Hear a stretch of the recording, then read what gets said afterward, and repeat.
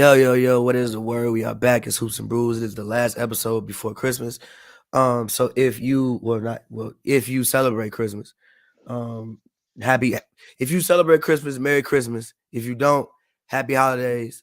Uh um I was supposed to be in Chicago. I don't know if I'm gonna be in Chicago though, because there's a blizzard in Chicago, allegedly coming this weekend. So I don't know how you fly in a blizzard, so I'll probably be here in Los Angeles in good 65-degree weather. Not a bad trade-off.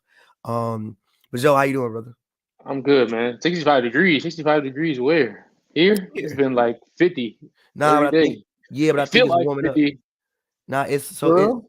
Hold on, let me look. Let me. Oh, it do say seven. Ooh, it do say Okay, nah, I 73, lied. Well, 75. yes. It's like today the high is 69.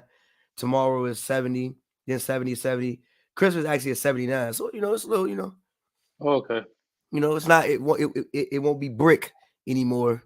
It'll be manageable temperature. It's been legit cold as fuck in LA. Bricking my yeah, it has It's been been. cold as It's fuck. insane. It's insane. You step outside, it's just what the what is going on?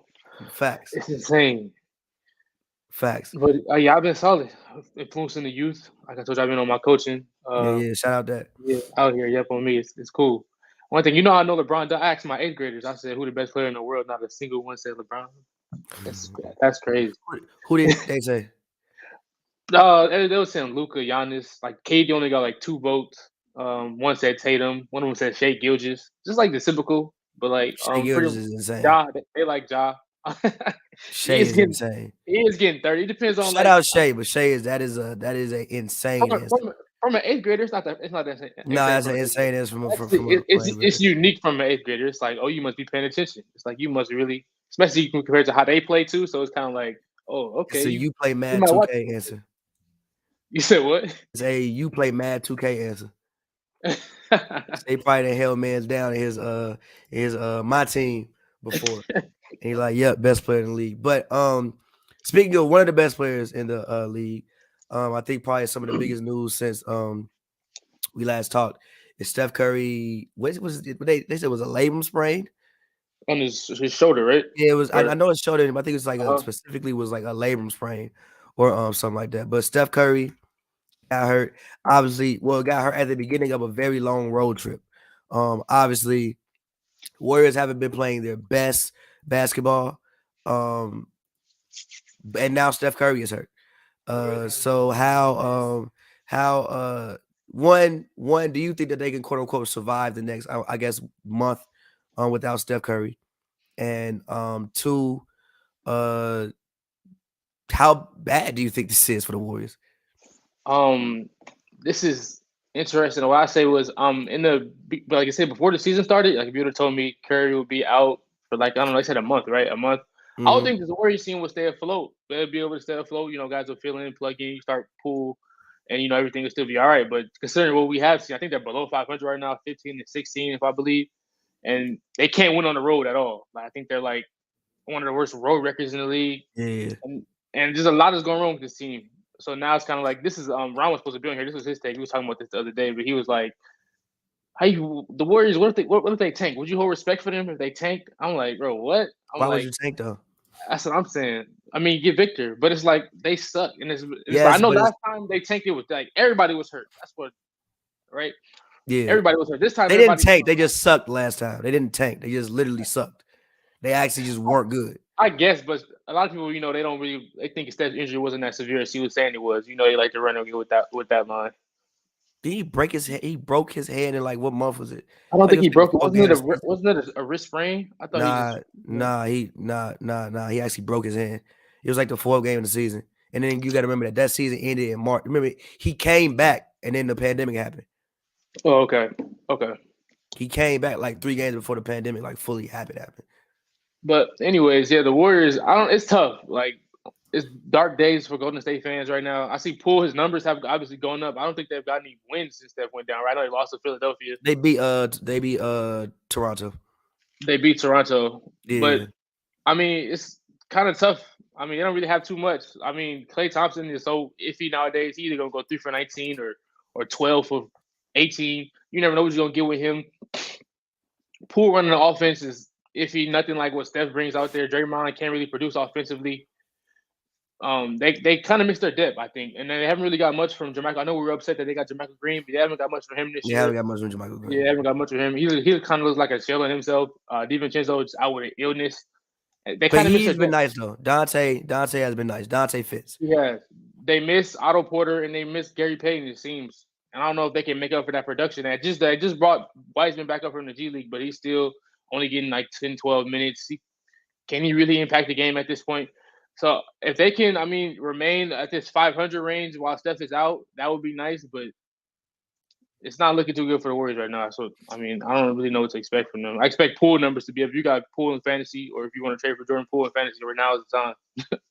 Facts. I think that one thing that will probably help them is the fact that one thing that will serve to be a detriment to them is the fact of how they started the season. Like if you have been a better road team, the fact that you could come out a championship and then be this terrible on the road is just very interesting. If they had won some of the games that they should have won at the beginning of the season, then maybe you could have, and also you don't know if he's not going to be out longer than a month. They say he will be reevaluated in 2 weeks. So a labrum injury, especially if it's a shooting shoulder, that's something that could linger. I mean, again, you talk about a guy getting around screens. It does seem like yeah, it could heal, but it could get worse again. Guy getting around screens, taking bumps and things like that. So this could be something that lingers throughout the entire season. But I do think that they can still manage things. Obviously, Wiggins was hurt, which I think had a huge impact. I think it's fair to say at this point, Wiggins is probably the second best player.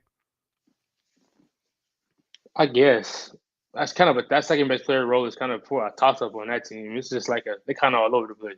Well, even still, it's either between I don't know, whatever night, Draymond, Poole, Wiggins, or Clay, whatever. Whoever steps up that night. But the point being, Andrew Wiggins is a very huge component to this basketball team. Andrew Wiggins has also been hurt. And again, they have pride. They have good coaching. I think they can figure out a way to manage and get some wins. But for me, the Warriors, again, I'm not going to disrespect them. I still think if you get into a playoff series with the Golden State Warriors, you still have to beat them 4 times in 2 weeks. The issue for them is even if you do end up in the play-in, as you see, anybody can lose in the play-in. It is one game.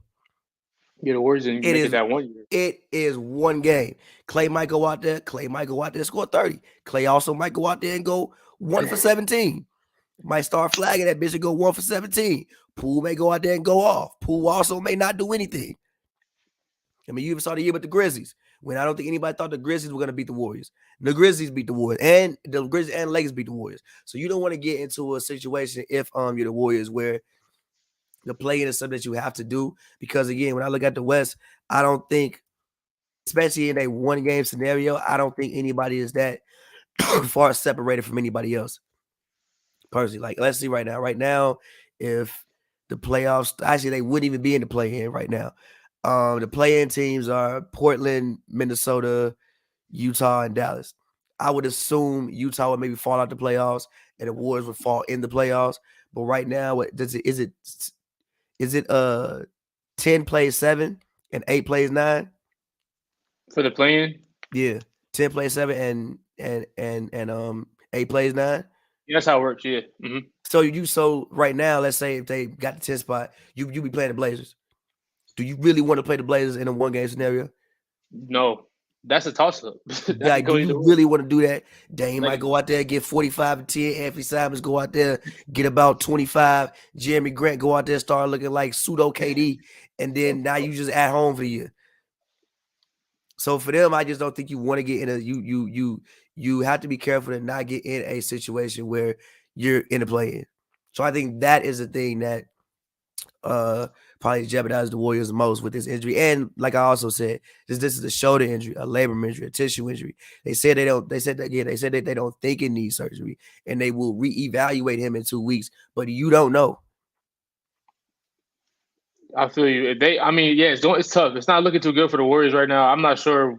Their next games they got the Grizzlies coming up. They got the Nets coming up. If they can, I think they play the Knicks tonight. Who we're gonna talk about the Knicks and Nets. They play the Knicks tonight, I think. Yeah, and then Knicks, Nets on a back-to-back, right? Hornets, Jazz. They only got one really pushover game in the next 6 games. So And yeah, the they got Hornets is tricky because LaMelo is back. LaMelo is back. He's been balling. Yeah, so the Hornets game is tricky. But I mean, I guess we can talk about it. We just spoke about it. New York basketball is basketball finally back in New York City. Obviously, as it stands right now, the Knicks are what's their record? The Knicks are 17-13. They're 6th. And the Nets are 19-12. I think we talked about last time how the Nets have been playing much better basketball. Don't look now. Nets are playing much better basketball. Nets are playing a basketball where I don't think they'll finish the season number 1, but they can finish it close to it. They could. They could finish it. They They could stay finish healthy. it damn close to it. Healthy. They can stay healthy. I think KD is obviously. I think KD every year is an MVP candidate, but I think this year he's a legitimate MVP candidate. Like he's going to get some votes for MVP this year as long as he stays on the court. Saw Kyrie hit the game winner in Washington. I knew that was going to happen. By the way, not Washington. In Toronto. As soon as he got the ball, I'm like, he is going to step back. He did the same thing in Cleveland. Remember, he had the same thing. He and when he was on the Cavs, he had a game winner in Toronto. You remember that? I do remember, but was it Toronto? It was similar from the top of the key. You're right. Yeah. You're right. Uh-huh. No, but that wasn't. I think that was actually Kyrie's first buzzer beater. Oh, okay. Oh, wow. Yeah, it's crazy. But he had never buzzer beater before. Reminding me of, yeah. So the Knicks, man. Julius Randle was your man. I forgot what y'all texted me that night. I literally saw that and I was like, bye. I'm not having this conversation. I saw Julius Randle. Julius Randle is legit, man. I saw Julius Randle and I saw LeBron in the same sentence, and I was like, bye. I'm not even having this conversation with you. I'm not doing this. But no, the Knicks, they look good. They're playing much, much better basketball. They are 8th in defense and 13th in offense currently as it stands.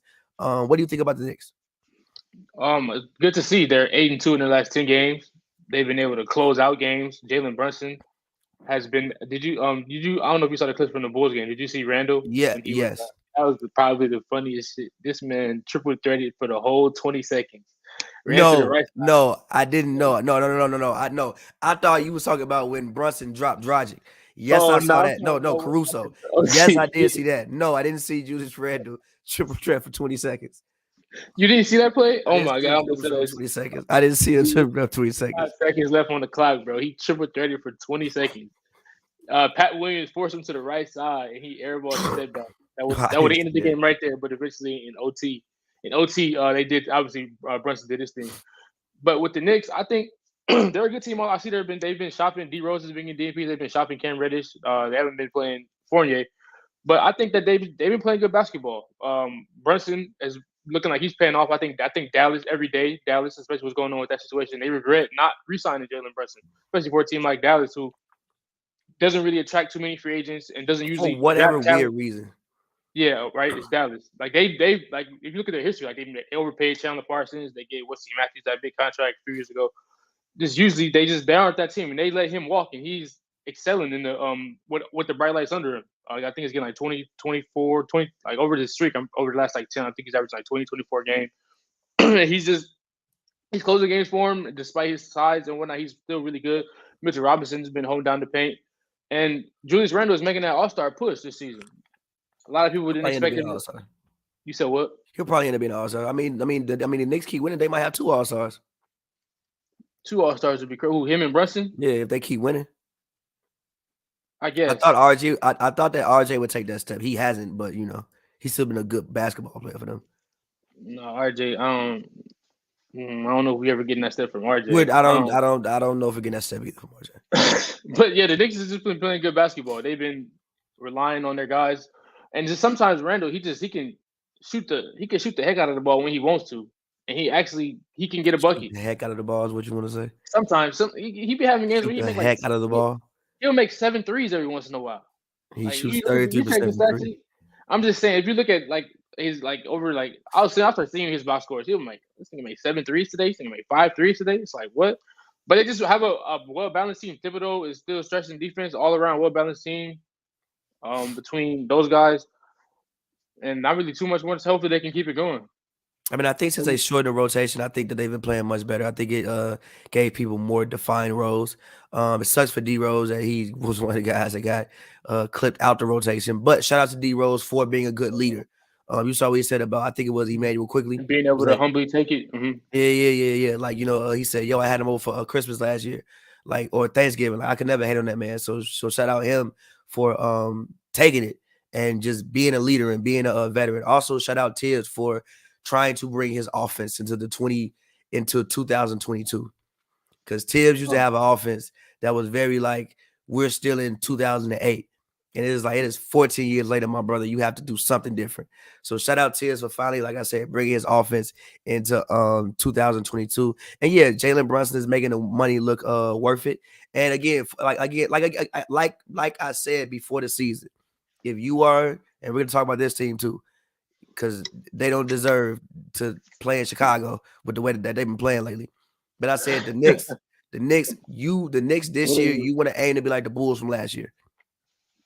You want to get your fan base excited, make the playoffs, at least have a competitive first round series. If you lose, whatever. But you know what? You got your fans back in New York excited about New York basketball and have the people in New York with a team that they can get behind. And maybe if you can get some of those bad contracts out of there, maybe you can convince, I don't know, a guy who would be like an 89 or 90 on 2K to come there and like rock with what you already have. 89 and 90 on 2K is 2K, hilarious.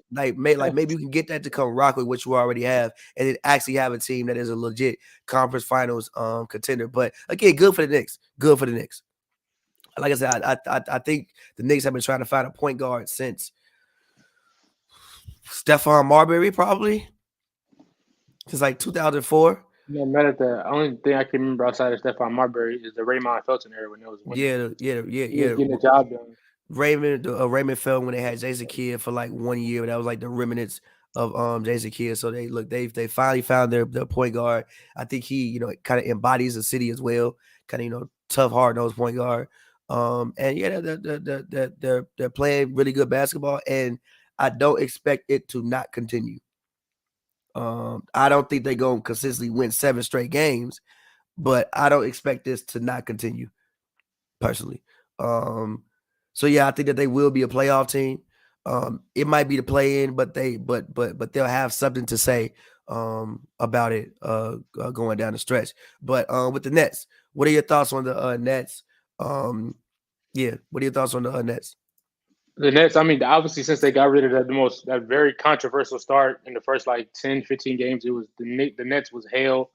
You rarely talked about basketball with them. Well, not necessarily us, but just the media in general. Not yet, didn't talk about basketball with them. Rarely was talking about basketball. The Steve Nash situation was looming over everybody's head. Is he going to be fired? Is he going to be this? Steve Nash, the question marks was all over the place about him. The uncertainty with him. And then once that Kyrie suspension, they were winning even without Kyrie. But once Kyrie's suspension went down and he announced he wouldn't be responding to media questions that don't revolve around basketball, and this team really got all their pieces in. They got T.J. Warren back. Joe Harris is finally trying to get his legs under him. He's shooting the ball well for the first time in I don't know how long. Nick Claxton is finally growing into that young Nick Claxton big guy they need down there. He's blocking shots. He's finishing at the rim. He's been a lob threat. Very impressive. Still a little too small. I think if you really if you want to bang in the East playoffs with the Embiids and the Bams and the Giannis's of the world, but he gets the job done. Kyrie Irving and KD are playing out of this world basketball. Them two, the N1 mixtape is working. They are able to break their man down and do whatever they want. They play less do his ass offense though. They play less cook him offense now. They do share the ball a lot more, and I think that a lot of credit, we got to give that credit to Jacques Vaughn, the former interim coach. They did extend him throughout this season. Shout out to him and the energy he's brought to New York. I like them. I mean, I think they're another team who, with the deadline coming up, they could use maybe a booster. I know Kuzma's, everybody's been shopping him around. That could be a team that could use a Kuzma, or maybe another guy to come in and, obviously, like we said about Claxton not being that big. But I'm really impressed with the Nets. I like what I'm seeing there. Maybe Kyrie could even squeeze himself into All-Star game. I think that'd be fire to see Kyrie at the All-Star weekend this season. KD might mess around and be a captain again, but the Nets are just they're a lot. Their talent is finally starting to show. Even Ben Simmons, obviously, he's still kind of in and out of the lineup somewhat, but he does a lot of things that I talked about in the offseason. Looking forward to him. He'll block a shot, push the break, and dime it off to somebody. He'll pick up somebody that force an 8-second violation or force a backcourt violation because of his elite on-ball defense. But everything's starting to come along. I really like what I'm seeing from Brooklyn, and hopefully they can keep it going because I mean they could mess around and be a dark horse for the title again if they can continue this. Interesting. I'm not angry with that. Not angry with that. But yeah, no, I think a lot of credit has to go to Jacques Vaughn. I mean, we even talk about the Nets and defense. He has them being they are currently their defensive rating is 11th in the league.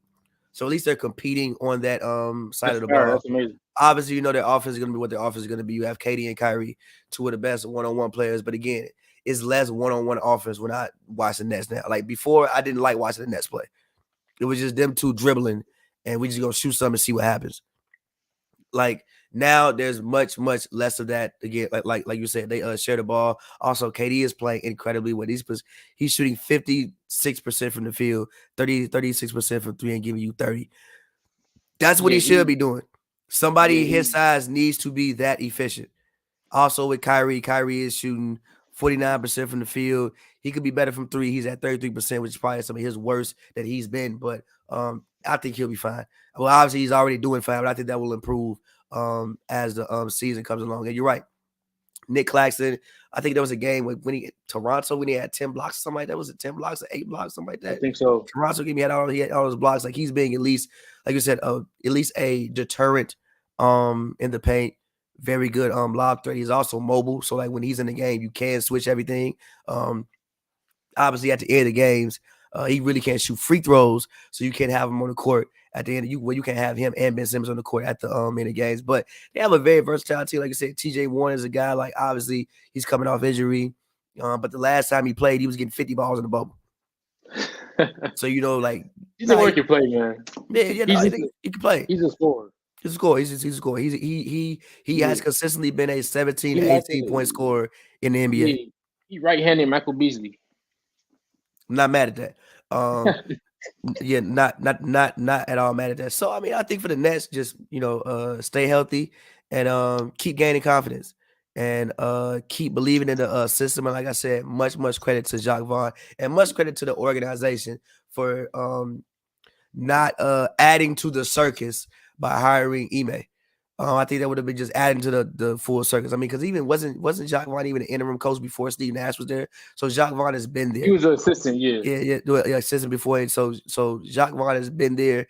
He's been in that system. He knows those guys. He's also black, so you can communicate with them. He's also a former NBA player. Granted, he wasn't he wasn't as good as Steve Nash, but he was still a 10-year NBA veteran in the league. So shout out to job that he's been able to do in New York with them. Moving on, your team, the Lakers. The Lakers. Obviously, Anthony Davis went down. Did they actually say what his injury was, or did they just say he's out for a month? This is right foot injury, G. Yeah, they didn't actually say what it was. They didn't say anything. They said right foot injury. They said right. Indefinite.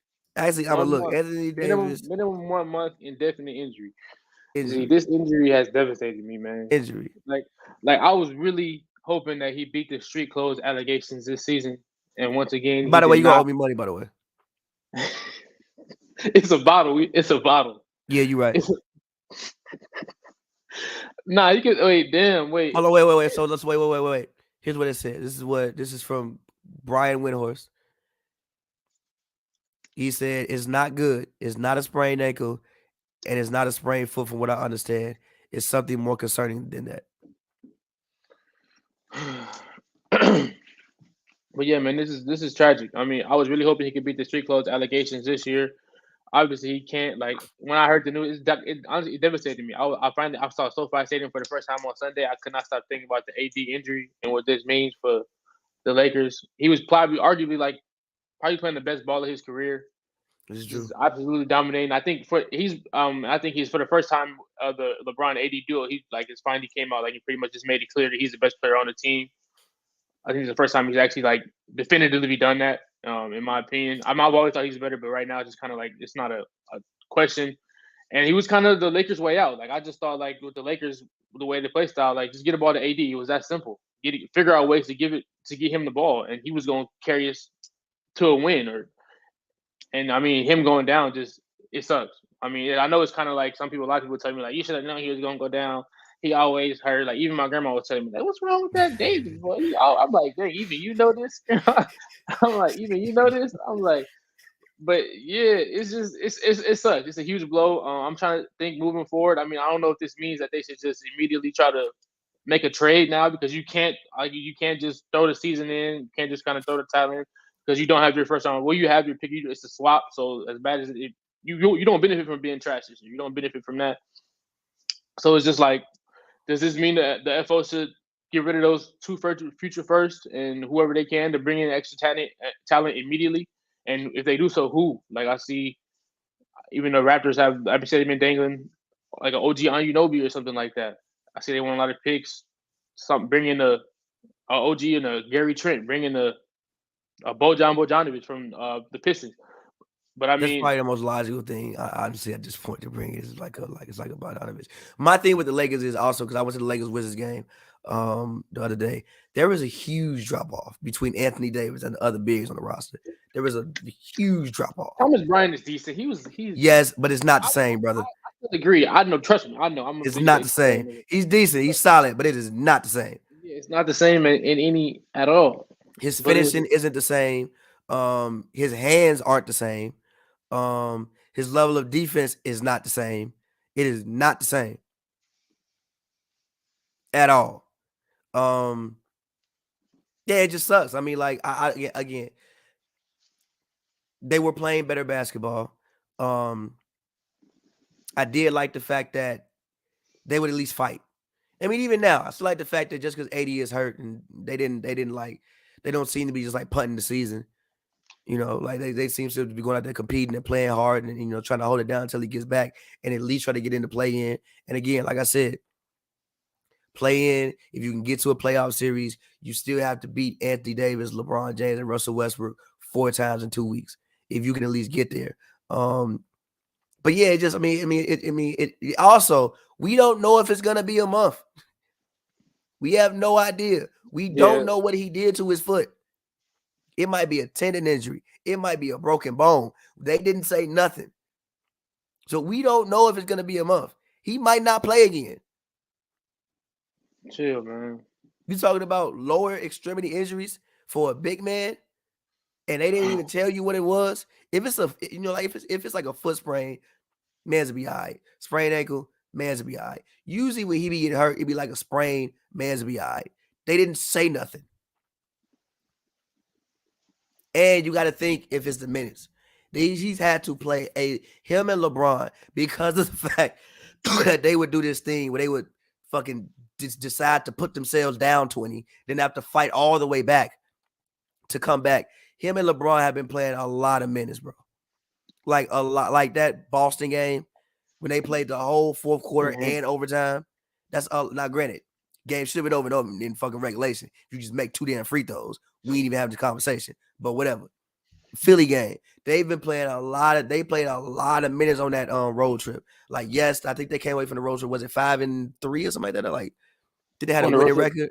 They played pretty well that road trip. They came with a winning record, but no game was won without contest. And like they went out there and smoked anybody.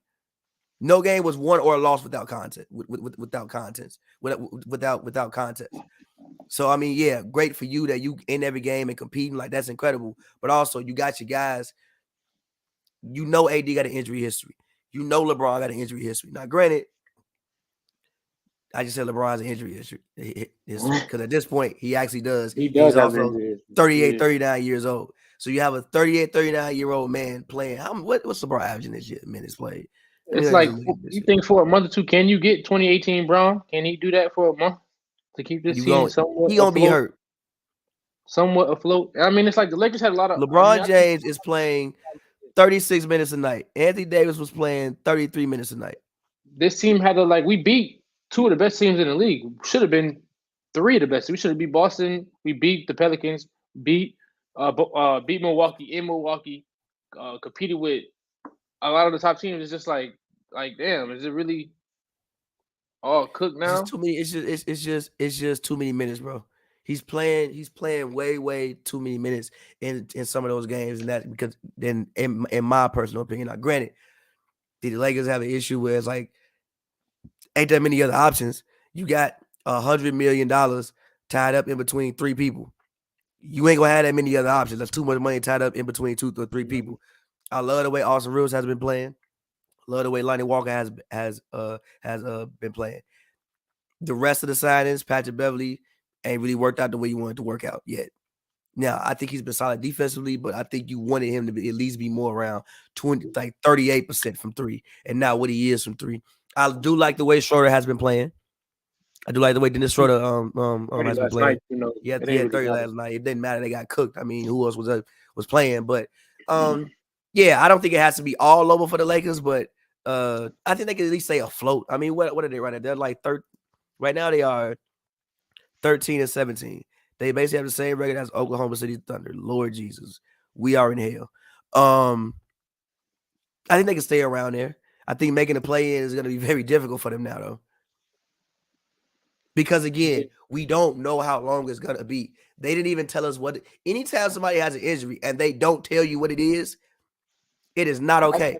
The last time they even did that, they ain't tell us what Kawhi, it is. the last time I remember somebody being hurt and you didn't know what it was the year. I remember the training camp before, that year where Kawhi was like in San Antonio, but like wasn't there. The training camp before then, they just said Kawhi had like a left thigh injury. They actually never told you what it was. And that's not a good sign. You've been Kawhi Leonard, not somebody. I remember coming on this podcast with TPJ and being like, I don't think Kawhi playing this year, bro. He's like, nah, he gonna play. I'm like, bro, we are in training camp. This man has an injury. They haven't told you what it was. Anytime anybody is hurt and they don't tell you what it is, like Lonzo, you don't actually know what's wrong with Lonzo's knee. You know he got surgery and then it was never okay again. That's you don't actually know what's wrong with his knee. You have no idea. AD, they just said a right foot injury. He will be reevaluated in 4 weeks, right? He said that he is expected to miss at least 1 month. Yeah. At least 1 month. You put him at 1 month, that puts you at basically he's not gonna be back until probably post All-Star break. All-Star break is February though, right? Yeah, but it's like 30 games left after that. Like All-Star break is not really the halfway point of the season is like King Day. I mean, he should be. I mean, if it's month, which we both highly doubt, obviously, because they didn't even tell us what's wrong with him. That'd be like January 13th. That'd be like 15. Yeah. It's King Day. MLK Day. Yeah. He's coming back post All-Star break. Post All-Star break. Guarantee you ain't seen that man until All-Star break. I hope I'm wrong, but I guarantee you that you're not seeing that man until All-Star break. Speaking of All-Star break, All-Star voting. I put the same. Speaking of All-Star break, whatever, the Boston Celtics. Started the season super hot. Have been less hot as of late. What do you think is wrong with I don't want to say wrong with the Boston Celtics, but what do you think is quote unquote wrong with the Boston Celtics? I mean, obviously you saw the Lakers game. They went up 20. They proceeded to lose the lead to the Lakers. I just think the Warriors game happened, lost that one. They kind of got smoked up the whole West Coast trip, except for the Lakers. But they got smoked up the other games. What do you think if you even think anything is quote unquote wrong with the Celtics? What do you think is wrong with the Celtics? I don't think anything is wrong with them. I think kind of just how hot they is just kind of caught up to them.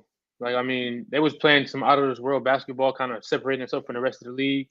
And now they just they're still at the top, but they actually lost their top seed to Boston they're down 0.5 games for the 1 seed. 22-9, Milwaukee's 22-8. And they struggle for whatever reason. They struggle with the Orlando Magic every time. They don't like to see those boys. I think you want to know why though? Because the Magic, first of all, the Magic are very long. Like, bro, like they do this, they covering up the whole court. And with the way that they do this, they covering up the whole court. And I think they might have the size advantage on them at every single position, if I'm not mistaken. The Magic. Like the Magic, low key, if I'm not mistaken, since they got some of the guys healthy again, the Magic are 6-4 in their last 10. I think the Magic can make the play. Like the Magic are a team that's better than what their record says. They just had a lot of injuries to start the season. I feel you. Also, Al Horford is very important to that team as well. Him being out, that showed a lot versus the Lakers, and that's really like, especially since Rob is obviously working his way back.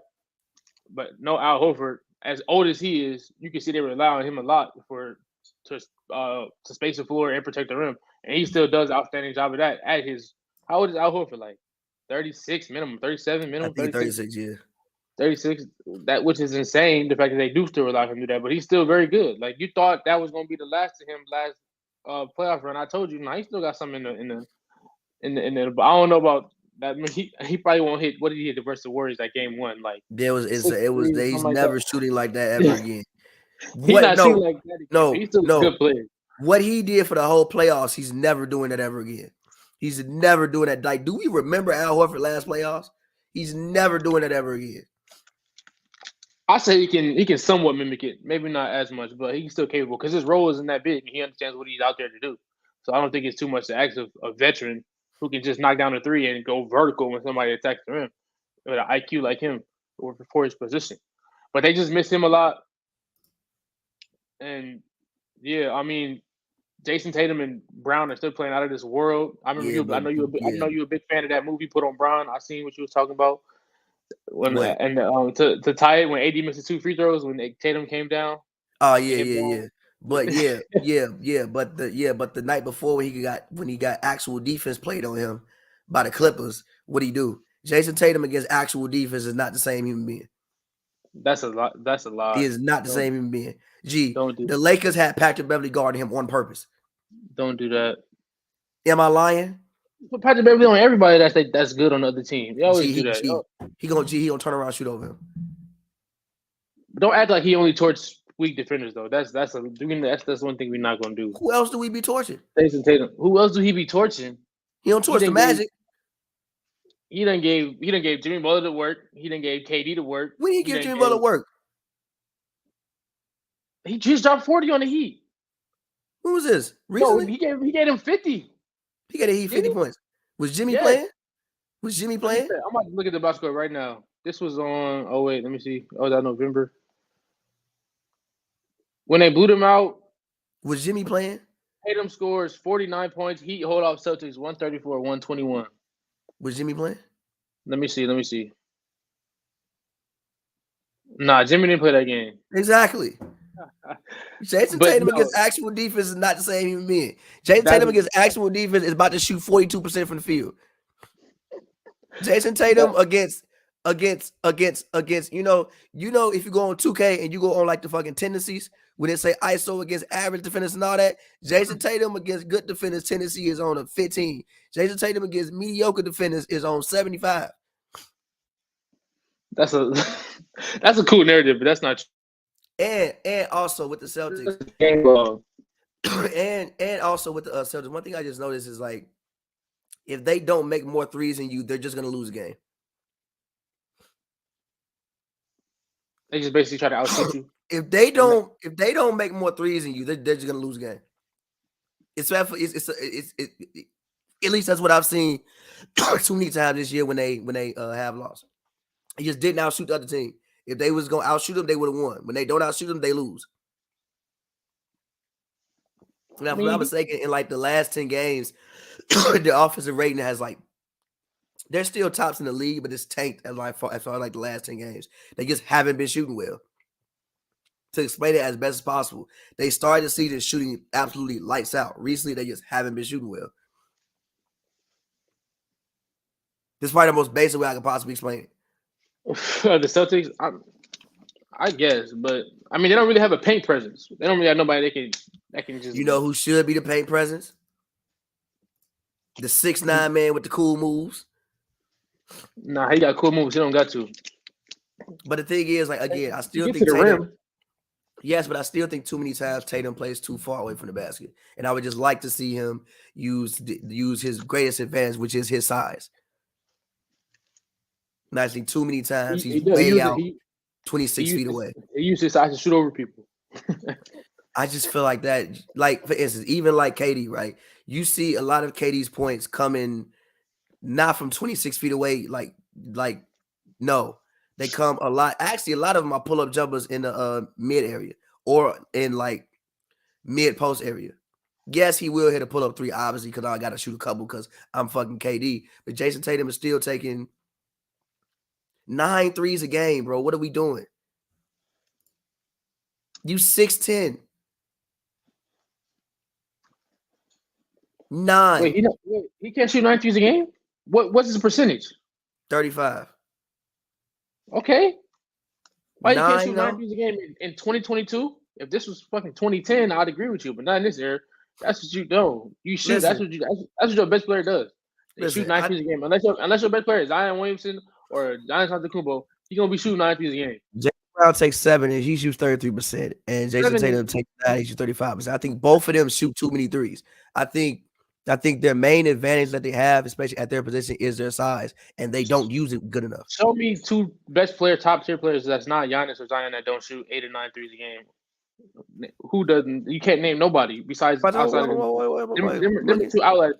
Luka probably shoot 9 threes a game. Trey Young probably KD shoots 4 threes a game. Who? KD shoots 4.7 threes per game.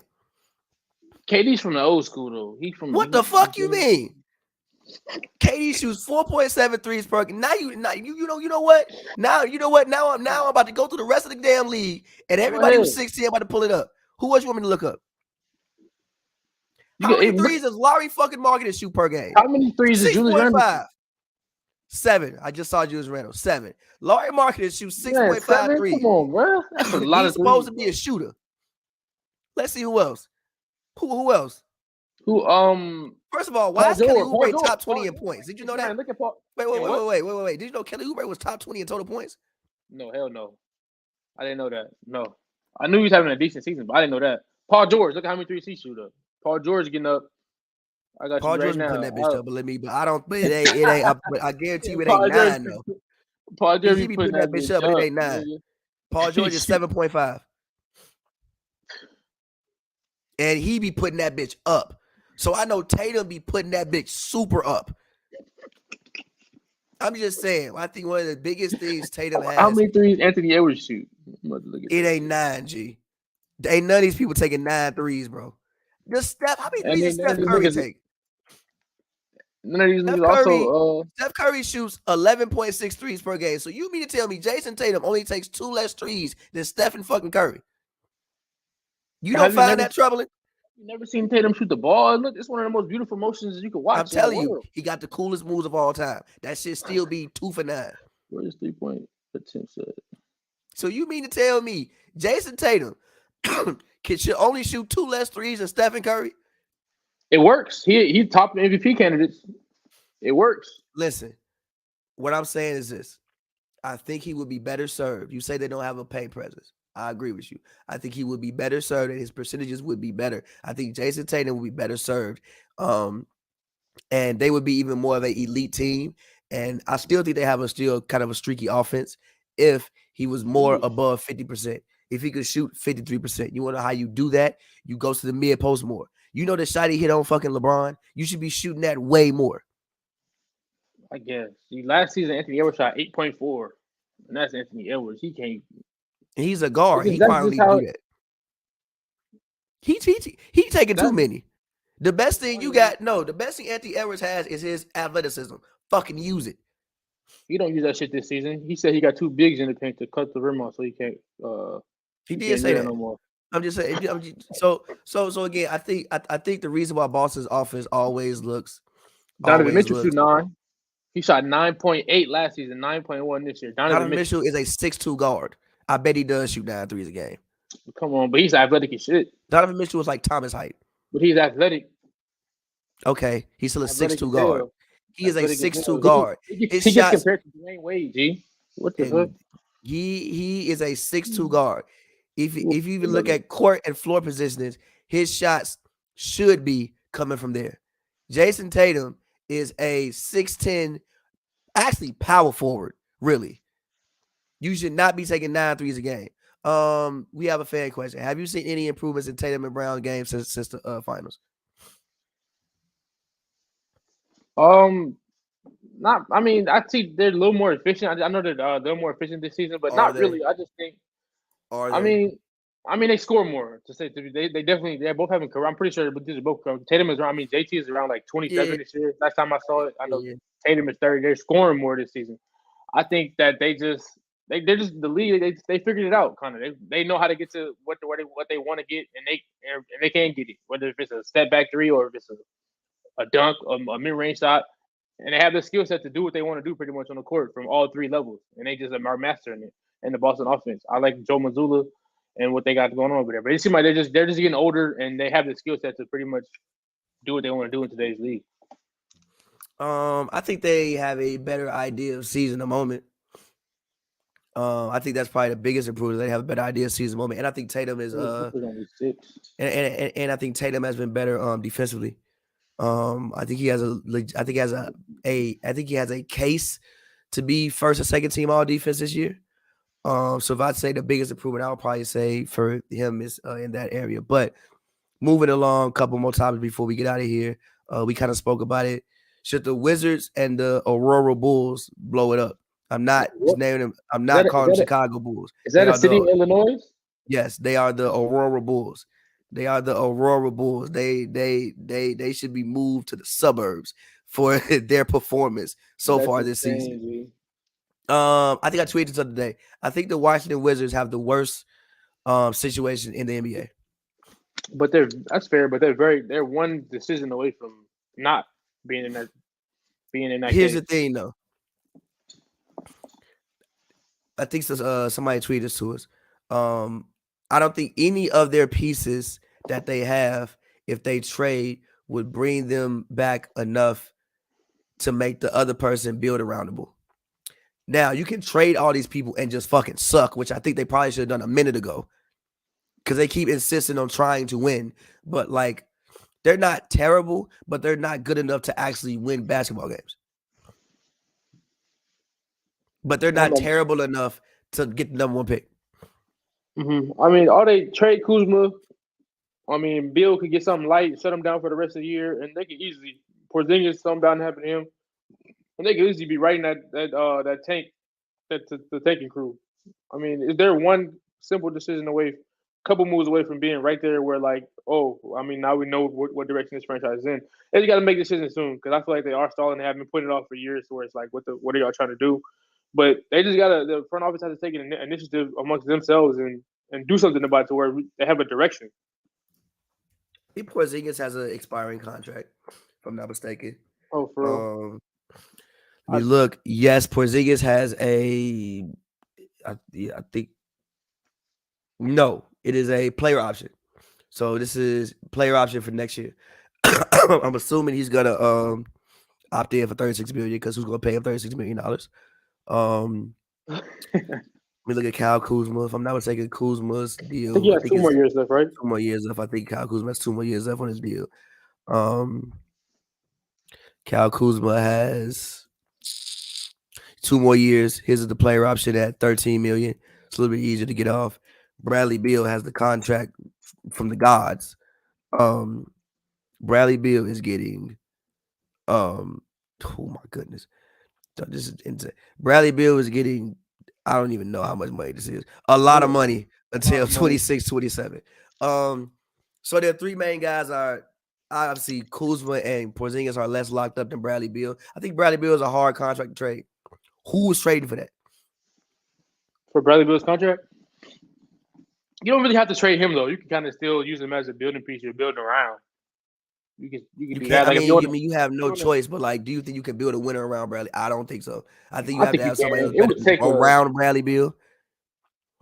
I think Bradley Beal is a very dope second option. We saw him average like 32 a game one season, and they were losing like shit that year. And that was the year Russell Westbrook averaged. Because who was around? Russell Westbrook averaged. I was somebody who thought Russell Westbrook was who? No, Russell. The year they made the playoffs with Bradley Beal, Russell Westbrook averaged a triple double. Like I thought Russell Westbrook was the best player on that basketball team. That's 2 players. I'm just saying. My whole point is I don't think you can build a winning basketball team around Bradley Beal. I think you can at least try. They've never really tried to do that. If you could get like a Scoot Henderson and maybe find somebody in free agency, I think it's possible. Scoot Henderson better be better than Bradley Beal. I mean, look, the Phoenix Suns built a winning team around Devin Booker. Devin Booker is a better basketball player than Bradley Beal. So if you replace Devin Booker, with Bradley Beal, the Suns wouldn't be as good. I don't think so. No. Why not? Oh wait, wait! Ain't you the man that say Devin Booker the best shooting guard in the NBA? I agree, but that's also because it's situational. No. I also build a team around Devin Booker. They gave him a point guard. They gave him a center. They gave him one of the better defensive wings in the league. They give him a roster that complements his game, that he can score and elevate. Bradley Beal has never seen him like that since the Wizards had John Wall, and that was like before Bradley Beal's peak. I think Bradley Beal is. I think Devin Booker is in a tier of guards with Donovan Mitchell, Jaylen Brown, and Book, and I think Bradley Beal is in the tier with Zach LaVine. And it hurts my heart because speaking of Zach LaVine just there was a report today that says Zach LaVine and the Bulls are not seeing eye to eye. I'm not seeing eye to eye with fucking Zach LaVine. What the fuck have you been doing on the court right now? I ain't been seeing eye to eye with him. He got once in a lifetime athleticism, and he can't get to the rim. He can, but he don't go enough. He doesn't go enough. He doesn't. Granted, and people call me crazy. People call me crazy in the Hoops and Brews account when I said Julius Randle is a better basketball player than him, and now look at me, looking like a genius. Julius Randle is better than him, and it's not even this season. He's been playing. Yes, and I said that before the season. I got hell for that. But look, I'm about to bring that tweet back. But yeah, no, these are. I think the Bulls blow it up situation is a little bit easier than the Wizards, mostly just because they have expirings. I think getting DeMar off. I mean, DeMar has like 2 years left on his deal. I think Vooch is a guy who I think could help some other team maybe go to some other different level. He has 1 year on his deal, so I think you could get him off. Obviously, Lonzo, you signed him. He's for the most part been hurt. I think getting Zach LaVine off may be a little bit difficult. He's getting $200 million. That may be a little bit difficult. But yeah, I think both of these teams are two teams that should probably just. The Bulls did the thing where they had a really good year last season, and then they got no better.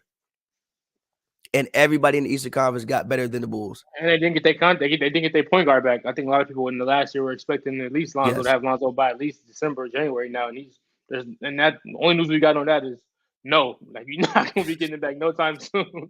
And that really burns them a lot. I think his impact on that team is irreplaceable. Yeah. And yeah, you bring Boozy. Pat Williams hasn't. Also, I remember our preseason previews when we talked about teams. We talked about the Bulls. If Pat Williams, he hasn't really taken a step. We rely a lot on him. I've given Zach LaVine time. I know he was nursing his knee in the beginning of the year when he first came back, but he still isn't really showing much. Vucevic has been there. He's out there every night. He plays, but I mean, you're getting a lot from him on the offensive end. But what does he bring you on defense? Caruso. He's an impact player, but how much can he really do for you when you don't pretty much have the other guys to support him? DeRozan is out there. He's still giving you his 26 or 25. It don't matter. He will show up for you in the clutch every once in a while, but yeah, it's just they don't have it. Like, this team it was fun last season. And they are currently 16th in defensive rating, which isn't bad, but they're 26th in offensive rating, which is not good. Zach LaVine currently. This is a huge drop off from a guy who actually historically has been close to 50, 40, 90. He is at 44, 36, and 82. That ain't it, brother. For DeRozan? Giving you 21. No, Zach LaVine. That ain't it, brother. That ain't it, brother. Zach LaVine has historically, since he's been in Chicago, been a guy who's at least been around 50, 40, 90. This shit that he do pulling this year ain't it. Now, granted, he may be, hurt, nursing, obviously still nursing his injury, but whatever it is, that ain't it. Yeah, I think this is a team that could probably cut their losses at this point. Their pick is top 5 protected, I think, because Orlando owns it, but I think it's top 5 protected. They traded the pick for Vucevic. So it's top 5 protected. Right now they're at 11 and 18. I think you could probably easily get Vucevic off. You could probably somebody would take DeMar. I think DeMar is a hard person to place. You said to replace? To place on a team. I think he's a hard person to place on a team. I think. But I think you could probably get him off. And yeah, the Wizards, like I said, the Wizards have been stalling this thing for at least ever since John Wall got hurt, the Wizards have been stalling. Like, bro, just let it go. Let it go. Let it go. Now, granted, honestly, it is Washington. You still got to put people in the seats because it's Washington, D.C. But just let it go, bro. Let it go. Get bad. And then also the Wizards. The thing about the Bulls is the Bulls usually draft well. It's just the players tend to develop more outside Chicago than what they develop in Chicago, which there's a whole conversation to be had about that. Laurie Marketing look a whole hell of a lot better. Wendell Carter looks better. Players, because literally historically, I remember even going back to the early 2000s when they drafted Ron Artest, and then he goes to Indiana and becomes Ron Artest. Like, the Bulls have a history of drafting well, but the players progressing more outside of Chicago than what they did here. The Wizards haven't really had a history of drafting well recently. How are they drafted? I mean, I remember they drafted Rui. They drafted Denny Denny, Avadeja, Denny last year Rui. they drafted Johnny Davis. They haven't Um, really had a history of drafting well. Now, granted, they usually are picking from like 8th to like 14th, which is like, I think some of the yeah, trickiest they're draft right there. slots, Yeah, that is very tricky. tricky draft slots. Has But they been some still, gems there though. yes. Paul George came from there. Kawhi came from there. DeMar Halliburton came came from from there. there. Halliburton came from Halliburton there. came from there. You can definitely, but it's a very, very I think tricky. Donovan Mitchell came from there. Donovan Michael Mitchell Porter came from Jr. there. Michael Porter Jr. came from there. No. Porter was. He was 15th, right? You're right. You're right. You're right. You're right. You're right. Porter You're Jr. right. was You're there. right. He was supposed to be higher, but remember his back. He He was. kept falling. Yes. He was limping at the Porter, draft. yeah. Dead ass. My dead ass. He was limping down the stairs at the draft. So yeah. Like, say Limping usually at the pick it in that draft. range that make it very tricky, but they also don't do themselves a great service by the picks that they've made. Which is another thing I think that has harmed the Wizards over the years, is that they haven't really been able to get any young talent. Now, well, okay, I don't want to say any young, but young talent that has made a huge impact. I think the best maybe young talent that they have gotten that has made a solid impact was when they traded for Daniel Gafford. I mean, you won't consider Kuzma young? They traded for him. No, Kuz was like 28 years old. He is 27, but I mean, That is, you are a professional athlete but at he that point. but he's reaching his peak with Washington. He's never been this good nowhere else with the Lakers in his career. He's peaking No, with this team. he was good with the Lakers. He It's just was good, but LeBron. he wasn't this good. He also didn't get the opportunity though. I think Kuzma And has I been this thought good. I thought LeBron James was supposed to make all his teammates better. I mean, defensively he stepped up, but like, nah, you gonna get less shots. When you talk about the Wizards, when you really the number one option at the time, because I mean, last year Bradley Beal was hurt. Yeah, he's always hurt. Yeah, He was hurt. So it's like you talking about now when you at the Wizards, it really ain't nobody to shoot the ball besides you. I get fucking free reign. I could put that bitch up 22 times if I want to every night. But yes, point being is I think both teams should blow it up. Probably the Wizards more than the Bulls. I think the Wizards have just been stalling. I think the Bulls just did the thing of, but they did the thing of, I think they thought Zach would be better.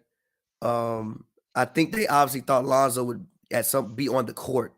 And I think it's easier for the Bulls to blow it up than it is for the Wizards. I think the Wizards have legit contracts, which might be like, what will Porzingis trade value be to you, and where would you trade him if you could trade Porzingis anywhere, just off the top of your head? off the top of my head, if I could trade Porzingis somewhere, that's sheesh. Because again, he's not a bad player. He's also a really good rim deterrent. Like, people don't really like Porzingis is huge, so that when Porzingis is in the paint, like he at least deters shots. He's giving you 1.5 blocks a game. He's averaging 22 points. He's shooting 45%, 47% How many from threes? the How many field. threes does he shoot? 5.5 at 33%, which could be better, but whatever. He's a Porzingis. I mean, I don't know. Where would you trade him to if you could trade him anywhere? That's kind of tricky. Like the perfect fit for Porzingis in this, maybe New Orleans. I heard somebody say, I saw somebody say New Orleans. I like New Orleans. Also, I mean, this might sound kind of wild, but maybe the Knicks. I think he'd be a good fit next to Randall. He spaces the floor. Trade him back to New York. That's the only thing, because I mean, obviously the politics and don't make sense, but like the on court wise, I think it does. A sport pitcher next to Randall who can also make up for Randall's deficiencies around the when it comes to protecting the rim. Seemed like that'd be a good fit. But yeah, New Orleans, space the floor for Zion and still be able to protect the rim on the opposite side. Those two off the top of my head seem like the best possible fits. Maybe who would you trade for make the trade? To which team? Either one? Pelicans? All right, I say, all right, I'm gonna give Jonas. What's Jonas' contract looking like? Does Jonas deal up this year? I want deals that expire. I'm all out of here. I want my cap space. I want to be cheap. Jonas's deal. He got a 2-year deal.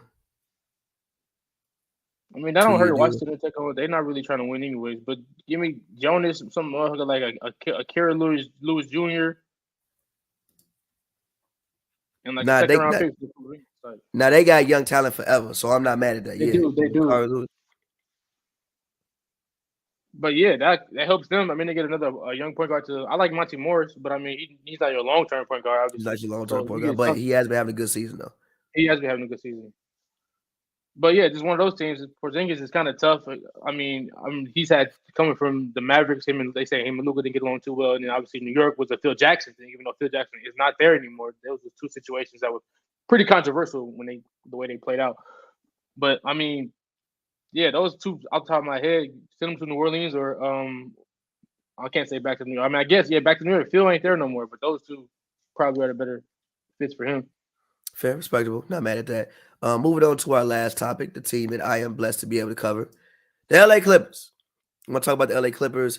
I'm not gonna say Kawhi Leonard is back, but I will say Kawhi Leonard is on the road. Like I'll be at the game, like, I recognize that guy. When he first came back, I didn't know who that man was. That was a imposter. But the He last hurt couple me. of games, he's been looking more like himself. I think he's been going out taking the initiative to really get it going. When they played the Wizards on Saturday, I think he had 32. It was the most points he scored since he Since when came was that? back. Hmm. Yeah, like he put like a couple of like a string of 3 good games together. The Celtics game was good. He's starting to look like himself, which is encouraging for the Clippers. As they sit right now, I think they are 18-14, not that far away from being the number 1 seed in the conference. By the way, I still think that unfortunately there's still always somebody hurt. Like, all right, so Kawhi out here, he doing his thing. Now PG hurt. He got like a left knee injury. I don't know what it is, but I think he just left knee soreness. Reggie Jackson has Achilles irritation. I think it is. Norman Powell still been hurt. Shouldn't So we it's just like, expect this with teams and specifically this team? Should we just come to the point where like, well, somebody gonna be hurt? Like, what they gonna do with it and just not give them a patch for it at this point? Because I mean, if you yes, can't kind of yes, just but then also Zubac is also a guy who's also been in and out the lineup recently. He has a knee contusion, something like that. I'm just saying I would like to see the Clippers be able to get on the court with the roster that Lawrence Frank and Jerry West, at least 95% of the roster that they put together actually be available to play. But I do like the way that they've been playing basketball more recently. Um,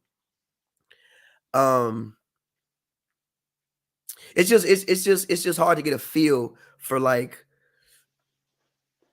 what is peak Clippers because they don't be there half the time. It's like I don't know what like the best game ever from the Clippers looks like. I think the Boston game was really good. I think if I'm not mistaken, they held Boston.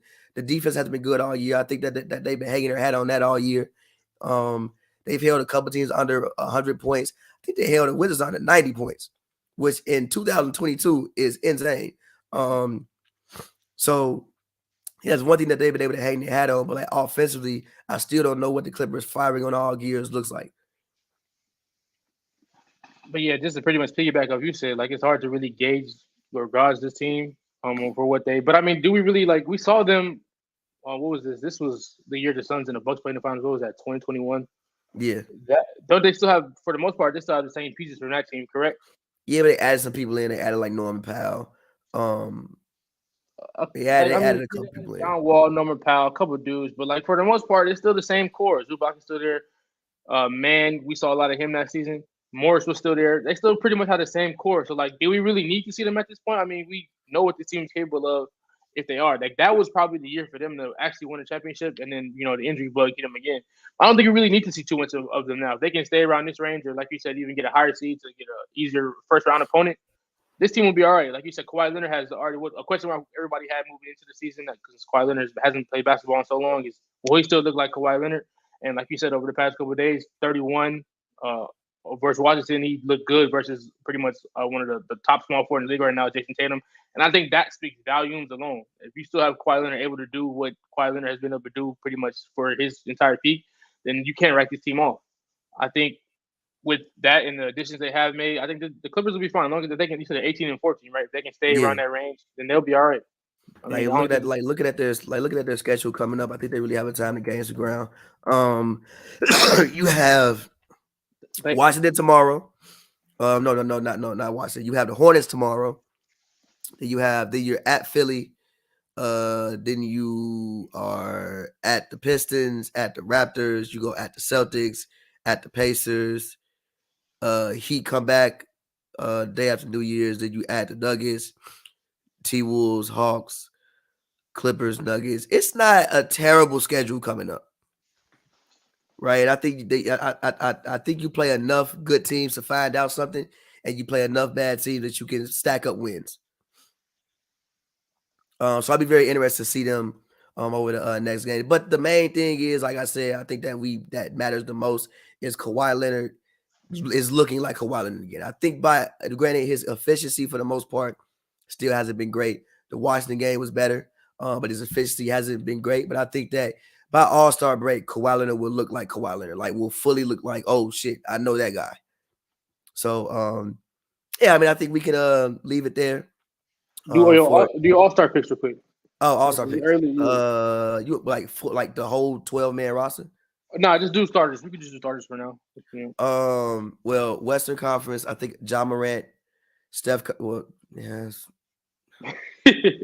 Ja Morant, Steph Curry, Anthony Davis, but like if he never plays until All-Star break again, is he still I don't know. Anthony Davis, Zion Williams, and Jokic. All right, that's pretty much very similar for me for the West. Yeah, front court is Zion, Jokic, AD. Backcourt starters, yeah, like you said, I probably go Steph and Luka, and then for the East, I go front court East and B Giannis. You going Luka? You going Luka over Ja? I'm a little Luka over Ja.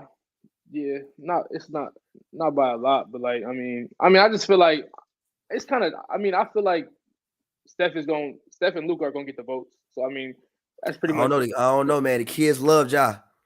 I mean, then them foreign players they got their whole country. Do be racking up. They do be having their whole country behind them, and the way he playing this year with all the MVP talk and stuff, and then Steph Curry.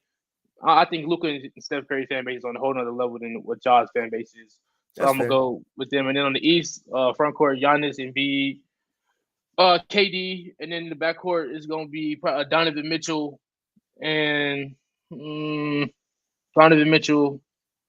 Probably Garland. Nah, I mean Garland. Kyrie. Yeah, Kyrie. Or I think Brunson might be able to slide in there with that New York fan base. He is not starting All-Star game. You know, starting All-Star game, not starting All-Star game. Wait till Andrew Wiggins started last year. Yeah, they changed the rules because of that. I mean, I feel you, but what about Trey? Yeah, Garland, Trey. Just the Hawks are having like a very forgettable season so far, so I don't think people are talking about. They've had a lot of injuries though. Yeah, they have. Can we wait? Do you think Trae Young has gotten any better? From when? From his rookie season or from when? I mean, just from like when he really broke out. So maybe let's say like 2 years ago. Like that year when they went to the yeah. I mean, what more? I mean, could you really expect out of him from what he's already shown besides maybe lower turnover numbers? To shoot better. That man is shooting 29% from 3 this season. Ew. I mean, and 41% from the field. I guess his shot selection probably has to improve. Like you say, didn't have a situation this year where he didn't play a game because him and Nate McMillan didn't see eye to eye or something like that. Yeah, there's a lot of shit going on over there. That was the rumor. But I mean, besides, I guess probably being taking better shots and limiting your turnovers. What more can you really ask from Trae Young? I mean, he's solid. Yeah, I don't think I really expected more from him from what we already saw. I didn't really. I mean, he's a player. I don't really expect him to be one of the. I don't expect much from him. You don't expect him to be one of the greats? No, he's kind of like to me. He's like a ripoff Steph, Damian Lillard. You're like a ripoff version of him, and I'm not. I'm not too high on him, honestly. I mean, he's a heck of a player. Averages 27 and 10, but like you said, turnover numbers top 5 in the league. He doesn't shoot the ball that well. And he doesn't play all ball enough, in my opinion. He does not play all ball enough. He doesn't. So I'm not really. He's not really. He'll make the All-Star team for probably the next 4 years or however long you want. But he's very small. He doesn't, like you said, doesn't play all ball enough. He will never be able to make a real impact on defense. And like you said, I mean, we was hoping this season that maybe DeJounte would be able to take that pressure off him, but it hasn't really happened too much. And I mean, if you like battling with your coach, you're not even playing games because your coach wanted you to come off the bench. Is he really the leader, a guy you want to be the face of your franchise? Stuff like that is happening. So yeah, Trae Young just I'm not really too sold on what's going on with him and what's going on in the Hawks situation. They might be damn near worse than the Wizards. I mean, I know they're trying to compete and they're putting what on paper, or they put on paper like a good 2K lineup out there with DeJounte, Trae, John Collins. You could throw him lobs all game in 2K. You got shooters for him when you drive and kick with DeJounte, with Hunter and whatnot. But I mean, the Hawks is that's a very they should be if they make the playoffs, they'll be a first round exit. I agree. But yeah, I'm not with that's pretty much where I stand with Trae. I'm not Fair. Fair. Not mad at that. But yeah, we can leave it right there, man. Joe, get your plug in. Like I said, Merry Christmas, brother. Happy holidays. All of that. Hey, you want to make Christmas Day predictions for like who gonna win? Let's do it. I actually think the Warriors gonna fuck around and end up winning on Christmas. Who they play? The Grizzlies? Yeah. I mean, with no Steph? Mm-hmm. That's nasty. Are you want me to go? Remember, first? see, but hold on, NBA. See, here's why though. Remember the year when they beat the Rockets when they had nobody fucking playing? I do remember that. Yeah, the Warriors have pride. I think they could end up doing okay. Knicks, Sixers. It's a really good game to start off the day with. I'm gonna go Sixers though. Go Sixers? Yeah. What about you? I'm gonna go with the Knicks. I think they have a lot of momentum right now, and I think the Knicks are at home, right? I think the MSG crowd. Let me see. Oh yeah, the Knicks are at home. I think the MSG crowd will be amazing. I know it's early as hell. It's 9 a.m. Pacific. I mean, no, 12 for them. But I think the Knicks will current momentum will carry over right into that game, and I think they'll be playing some very inspired basketball. And I expect a really good game from Julius Randle in the rest of the game. I'm going with the Knicks. Next game, Lakers, Mavericks. I'm gonna go Lakers. What the fuck? For real? The same dude been telling me all year about how he about to get stumped out on Christmas. Yeah, but I'm gonna go Lakers. I mean, I just think that now Luka's gonna go generational. But I'm gonna go Lakers. Luka's gonna go generational. I'm gonna go Lakers. I mean, I just think the Mavericks just have a lot going on over there. Mm-hmm. Like fake a lot going on. They have a lot going on and not enough going on at the same time. Yeah, I feel you. Me personally, I can't stand the Luka no help stance. I mean, I know a lot of the he don't use the help. He be fucking dribbling. I feel you, but a lot of his help, yeah, it depends on like whether or not he's kicking it or if they hitting or not. And then Luka also has his attitude is disgusting. His attitude, it's really like, crazy. Bro, he like a spoiled little brat out there. I mean, I might want to watch my Luka words. I don't know. One time I said something negative about Luka, and it was while I was gonna be in the comments. But gee, yeah, Luka is the way. I mean, yeah, that team is very interesting. Tim Hardaway Jr. will give you fucking 35 one night on 9 threes, and next game 8 the other. And then next game he'll give you 8 points on 1 for. I like the Klay Thompson like on 2 for fucking 12. But I think he has to do a better job of utilizing his teammates in other ways besides driving kick. And I think he dribbles the ball a little too much. Like you said, they got a lot of going on out there. And they miss Brunson a lot. I think that front office really fumbled that team. They let their team down by letting him just walk with not getting nothing in return, not trading him at the deadline, and they allow him to show out in the playoffs and attract such a deal. And he's balling now, but I hurt them a lot. I mean, as much as I want to pick the Lakers, I'm gonna go Mavs. I think that Luka will probably be, like you said, he'll be generational. I don't know if LeBron and the guys will be able to match him, so I'll go Mavs. After that, Bucks Celtics. It's a great game. That is, we've been dying for that one. I'm gonna go Bucks. Really? Yeah, I think the Bucks could use a statement win. I don't know if they have a statement win on the season yet. I'm gonna go Boston. I know they hear the chatter lately about how have not been playing as well lately, considering how well they were playing to start. So I'm gonna go Boston. I didn't get another legendary Jason Tatum performance. I expect at least 35 to 40 from him. And I think Boston takes it. Where's the game, man? Let me see. Where is it? I think it's probably in Milwaukee. No, it's in Boston. It's in Boston. Yeah, TD Garden is gonna be explosive that day. It's gonna be a big game for that team. I'm gonna go Boston. I think it might went on to the wire though, because I know Milwaukee's also gonna show up. So I'm gonna go Boston, and I expect a great game from both Giannis and Tatum. Next, Grizzlies Warriors. Like I said, I'm gonna just go. I'm gonna go Warriors. I think the Warriors have pride.